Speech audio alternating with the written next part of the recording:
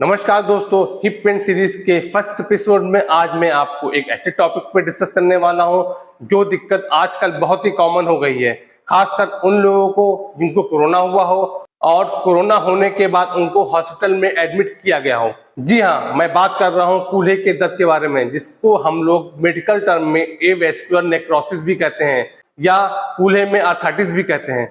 तो आज मैं आपको बताऊंगा ये क्यों होती है, इसके कारण क्या है, इसके बचाव क्या है और एक्सरसाइज के माध्यम से इसे कैसे ठीक किया जा सकता है।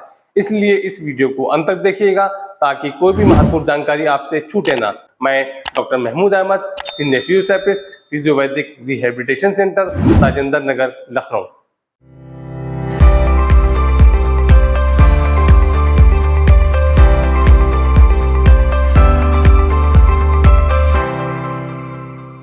चलिए आपको बताते हैं ये दिक्कत क्यों हो रही है। कूल्हे में दर्द होने का सबसे बड़ा कारण है कि आपकी कूल्हे की जो हड्डी की नसें होती हैं वो सूख जाती हैं या वहाँ की ब्लड सप्लाई कम हो जाती है।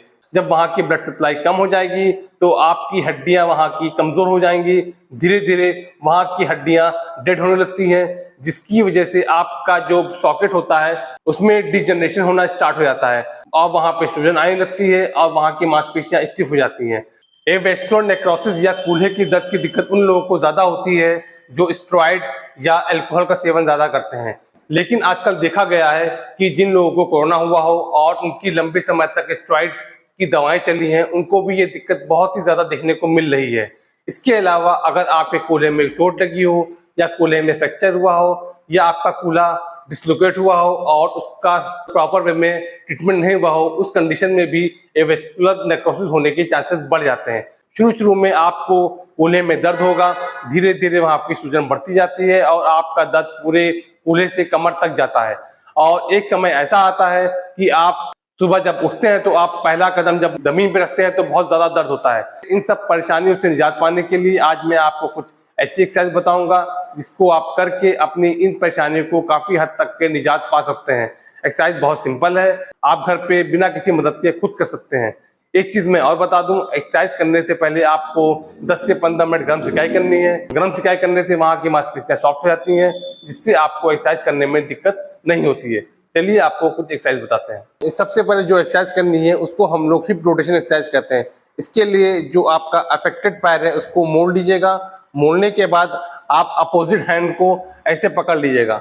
पकड़ने के बाद आप अपने हाथ के सहारे से हिप को धीरे धीरे अपनी तरफ खींचिएगा। ये आप खींचिएगा तो ध्यान रखिएगा कि जब आप ये एक्सरसाइज करें तो आपकी कमर उठनी नहीं चाहिए, आपका सिर्फ हिप का मूवमेंट होना चाहिए।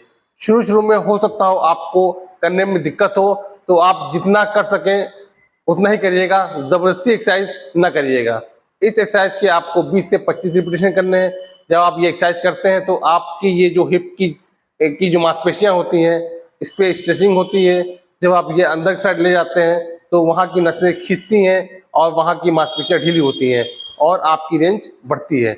इसके बाद जो आपको नेक्स्ट एक्सरसाइज करनी है उसको हम लोग hip internal and external rotation exercise कहते हैं। इसके लिए आप सीधे लेट जाइएगा। लेटने के बाद आप अपने घुटने को टाइट रखिएगा और अपने पैर को इस तरह अंदर बाहर करिएगा।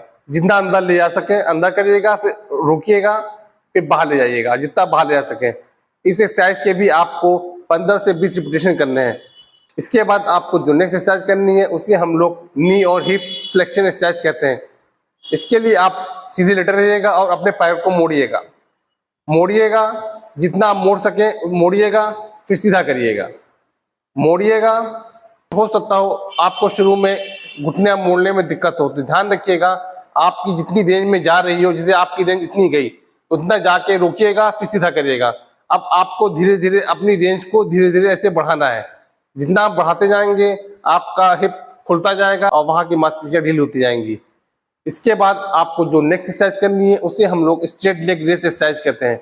इसके लिए आप सीधे लेटे रहिएगा और अपने पैर को 45 डिग्री तक उठाइएगा, रोकिएगा, 1 to 5 तक काउंट करिएगा। 1 2 3 4 5, छोड़िए, उठाइए, 1 to 5 तक काउंट करिए, 1 2 3 4 5, वापस आइए। इस एक्सरसाइज के आपको 10 से 15 रिपीटेशन करने हैं। इसके बाद आपको जो नेक्स्ट एक्सरसाइज करनी है उसको हम लोग हिप एबडक्शन एडक्शन एक्सरसाइज कहते हैं। इसके लिए आप अपने पैर को सीधा रखिएगा और पैर को बाहर ले जाइएगा, जितना बाहर ले जा सके ले जाइएगा। रुकिएगा, 1 to 5 तक काउंट करिएगा, 1 2 3 4 5, वापस फिर बाहर ले जाइएगा, 1 to 5 तक काउंट करिएगा, 1 2 3 4 5, वापस। एक चीज ध्यान रखिएगा, जब आप ये एक्सरसाइज करिएगा तो आपका पैर तिरछा नहीं होना चाहिए, इस तरह नहीं करना है आपको। ध्यान रखिएगा, पैर आपका एकदम सीधा रहना चाहिए। अगर आप सीधा करेंगे तो आप खुद फील करेंगे आपकी हिप पे काफी खिंचाव आता है। हिप में जितना खिंचाव आएगा आपकी वहां की मांसपेशियां ढीली होंगी और आपको दर्द से काफी आराम मिलेगा। इसके बाद आपको जो नेक्स्ट एक्सरसाइज करनी है, उसको आप अपने पैरों को मोड़ लीजिएगा।